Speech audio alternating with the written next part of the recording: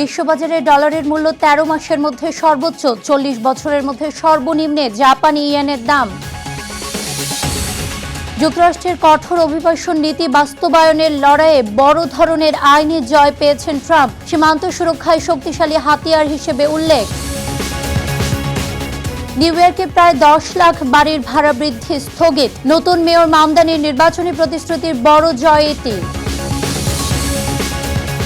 এবং নিউ ইয়র্কে একই পরিবারের ৬ জনের রহস্যজনক মৃত্যু, সঠিক কারণ জানতে তদন্ত চলছে। উত্তর আমেরিকার রাজনীতি, অর্থনীতি, অভিবাসন ও আন্তর্জাতিক সম্পর্কের সর্বশেষ খবর নিয়ে আপনাদের জন্য আরটিভির বিশেষ পরিবেশনা আমেরিকান রাউন্ড আপ। আপনাদের সঙ্গে আছি আমি আফিফা আহসান সদর। বিশ্ববাজারে মার্কিন ডলারের দামে আবারও ব্যাপক উত্থান ঘটেছে। আমেরিকার শক্তিশালী অর্থনীতি এবং কৃত্রিম বুদ্ধিমত্তা খাতের জোয়ারে বিনিয়োগকারীরা ঝুঁকছেন মার্কিন ডলারের দিকে। চলতি বছরে এখন পর্যন্ত ডলারের মান প্রায় ৩% বৃদ্ধি পেয়েছে। ফেডারেল রিজার্ভের নতুন প্রধান কেভিন ওয়ারেস সুদের হার আবারও বাড়ানোর ইঙ্গিত দিয়েছে। ব্যবসায়ীরা ধারণা করছেন এবছর অন্তত একবার সুদের হার বাড়ানো হতে পারে।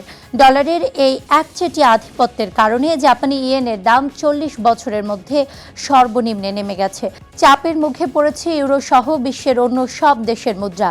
বিশ্লেষকরা বলছেন, শক্তিশালী অর্থনীতির কারণে বিশ্ববাজারে এখন ডলারের একচেটিয়া রাজত্ব চলছে।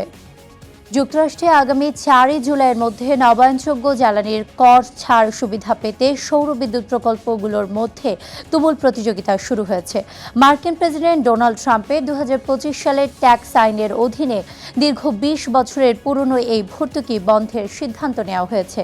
বিশ্লেষকদের মতে, কর ছাড় সুবিধা উঠে গেলে পরিবেশ বান্ধব গ্রিন এনার্জির চুক্তিভিত্তিক মূল্য প্রায় ৪০ থেকে ১২০% পর্যন্ত বৃদ্ধি পেতে পারে। কৃত্রিম বুদ্ধিমত্তা প্রযুক্তির প্রসারের কারণে যখন বিদ্যুতের চাহিদা তুঙ্গে, ঠিক তখনই এই ভর্তুকি প্রত্যাহারের সিদ্ধান্ত গ্রাহক পর্যায়ে খরচ অনেক বাড়িয়ে দেবে। তবে ভর্তুকি হারানোর এই আশঙ্কায় ডেডলাইনের আগেই রেকর্ড ২০০ গিগাওয়াট ক্ষমতার সৌর প্রকল্প তাদের কর ছাড়ের আবেদন নিশ্চিত করেছে, যা বর্তমান সক্ষমতাকে প্রায় দ্বিগুণ করবে। এর ফলে আগামী কয়েক বছর বাজারে সৌর বিদ্যুৎ নিচের প্রতিযোগিতা টিকিয়ে রাখতে পারবে। যুক্তরাষ্ট্রের কঠোর অভিবাসন নীতি বাস্তবায়নের লড়াইয়ে বড় ধরনের আইনি জয় পেয়েছেন প্রেসিডেন্ট ডোনাল্ড ট্রাম্প। মেক্সিকো সীমান্ত অতিরিক্ত জনাকীর্ণ হয়ে পড়লে দেশটির কর্মকর্তারা চাইলে যে কোনো আশ্রয় প্রার্থীকে সরাসরি ফিরিয়ে দিতে পারবেন, এমন একটি বিতর্কিত সরকারি ক্ষমতা বহাল রেখে রায় দিয়েছেন মার্কিন সুপ্রিম কোর্ট। বিচারপতিদের সংখ্যাগরিষ্ঠতায় ৬-৩ ভোটে পাশ হওয়া এই রায়ের মাধ্যমে নিম্ন আদালতের একটি পূর্ববর্তী সিদ্ধান্ত বাতিল করা হলো। এর ফলে ট্রাম্প প্রশাসন তাদের পূর্বের মেয়াদে নেওয়া মিটারিং নীতিটি আবারও কার্যকর করার আইনি গ্রিন সিগন্যাল পেল, যা সাবেক প্রেসিডেন্ট জো বাইডেন বাতিল করেছিলেন। একই দিনে আদালত আরও একটি বড় রায়ে হাইতি ও সিরিয়ার প্রায় ৩.৫ লাখেরও বেশি শরণার্থীর বিশেষ মানবিক মর্যাদা প্রত্যাহারের পথও পরিষ্কার করে দিয়েছেন, যার ফলে তাদের নিজ দেশে ফেরত পাঠানোর প্রক্রিয়া সহজ হবে।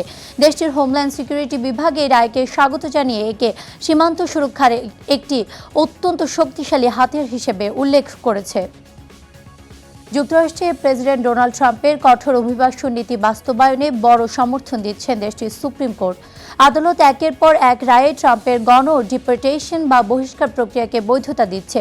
সম্প্রতি তিনটি গুরুত্বপূর্ণ রায়ে হাইতি ও সিরিয়ার শরণার্থীদের বিশেষ মানবিক মর্যাদা বাতিল এবং সীমান্ত থেকে আশ্রয় প্রার্থীদের সরাসরি ফিরিয়ে দেওয়ার আইনি গ্রিন সিগন্যাল পেয়েছে ট্রাম্প প্রশাসন। এমনকি গ্রিন কার্ডধারীদের পুনরায় প্রবেশের নিয়মও কঠিন করা হয়েছে। তবে লিবারেল বিচারপতি ও মানবাধিকার কর্মীরা এই সুপ্রিম কোর্টকে ট্রাম্পের এজেন্ডা বাস্তবায়নের রাবার স্ট্যাম্প বলে ক্ষোভ প্রকাশ করেছেন।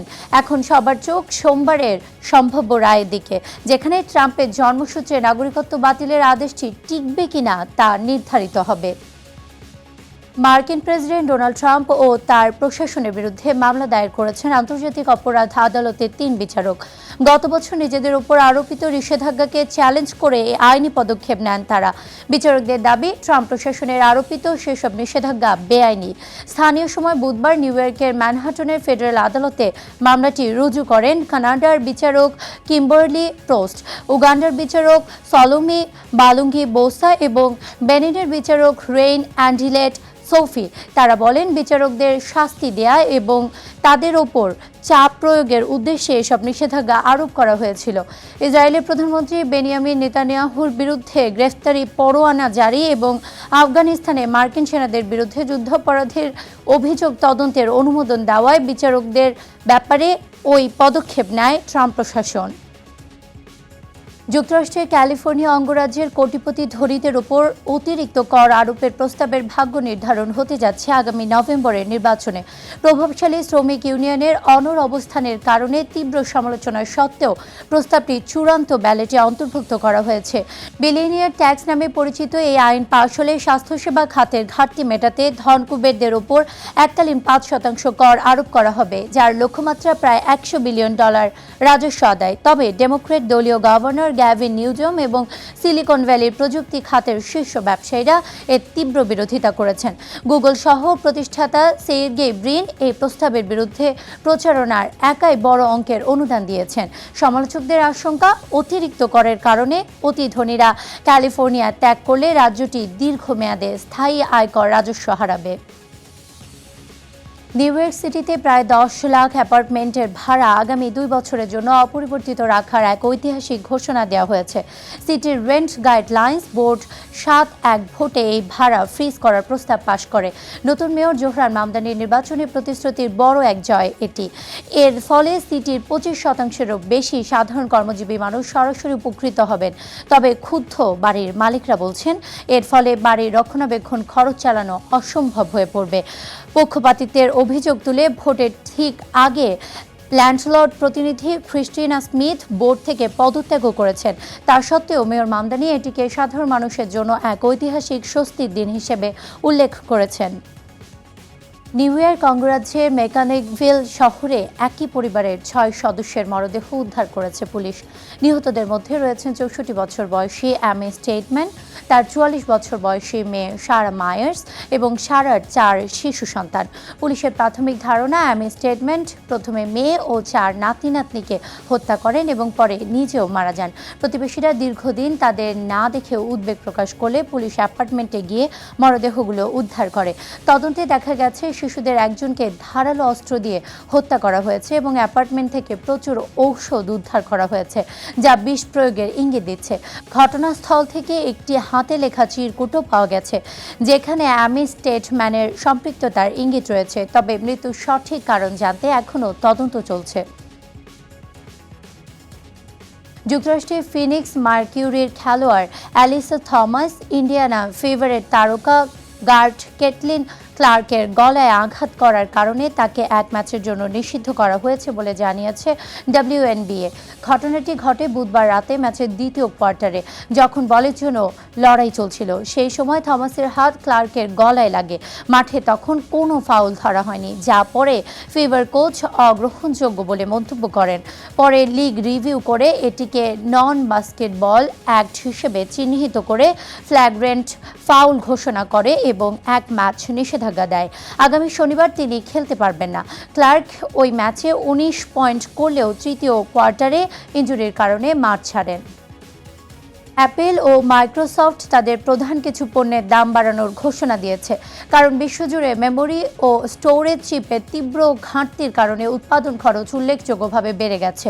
অ্যাপল জানিয়েছে কিছু ম্যাকবুক ও আইপ্যাডের দাম সর্বোচ্চ $300 পর্যন্ত বাড়ানো হবে, আর মাইক্রোসফট আগামী 1 আগস্ট থেকে এক্সবক্স গেমিং কনসোলের দাম বাড়াবে। কোম্পানি দুটি বলছে, কৃত্রিম বুদ্ধিমত্তার ডেটা সেন্টারের দ্রুত সম্প্রসারণের কারণে চিপের চাহিদা অস্বাভাবিকভাবে বেড়েছে। ফলে সেমিকন্ডাক্টর বাজারে দীর্ঘস্থায়ী সংকট তৈরি হয়েছে, যার সরাসরি প্রভাব পড়ছে সাধারণ ইলেকট্রনিক পণ্যের উপরে। যুক্তরাষ্ট্রের বাল্টিমোরের জনস হপকিন্স ইউনিভার্সিটিতে ফেডারেল তহবিল সংকটে আরও 110 জন কর্মী ছাঁটাই করা হয়েছে। বিশ্ববিদ্যালয় কর্তৃপক্ষ জানায়, গবেষণা বাজেট কমে যাওয়ায়, মূলত খরচ কমে যাওয়ায় এ সিদ্ধান্ত নেওয়া হয়েছে।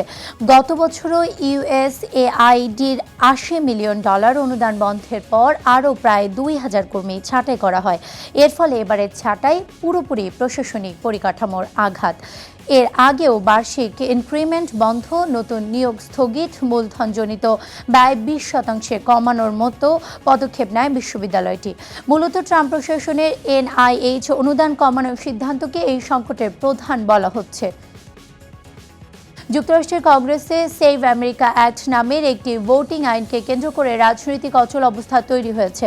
সাবেক প্রেসিডেন্ট ডোনাল্ড ট্রাম্প এই আইনটিকে অগ্রাধিকার দিয়ে অন্য গুরুত্বপূর্ণ বিল পাস ও স্বাক্ষর করা থেকে বিরত রেখেছেন। আইনটিকে ভোটারদের নাগরিকত্বের প্রমাণ দেখানো এবং মেইল ইন ভোটিং সীমিত করার মতো কড়া নিয়মের প্রস্তাব রয়েছে। তবে সিনেট রিপাবলিকানদের মধ্যে পর্যাপ্ত সমর্থন না থাকায় এটি পাস হওয়ার সম্ভাবনা কম বলে মনে করা হচ্ছে, যার ফলে হাউস ও সিনেটের মধ্যে তীব্র মতবিরোধ ও আইন প্রণয়ন প্রক্রিয়ায় স্থবিরতা দেখা দিয়েছে।